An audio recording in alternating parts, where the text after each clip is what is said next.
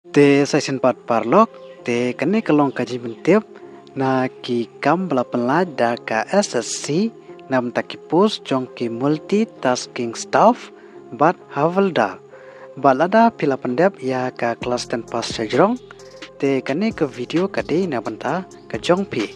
te sapet ya kene ke video hadu banda kut papinyo ya ki jing teba kambanya.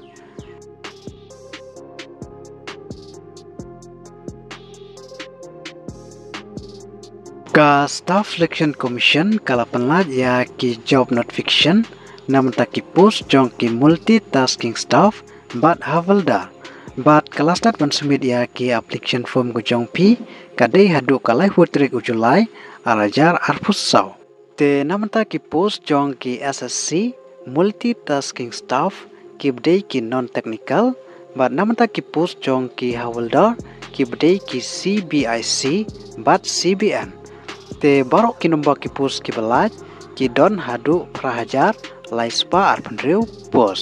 bat namanta ki pus jong ki multitasking staff ki nombor ki pus ki belaj ki don hadu sawajar praspa prapnyau pus bat namanta ki pus jong ki hawaldar ki don hadu lahajar sauspa lai kundai pus bat ha karta ka phila apna apply kadai ha karta ka bakhat pra hadu arpanyau snem karta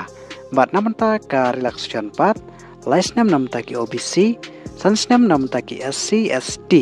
bat chiposnem namta ki PWD bat namanta ka jingsiu part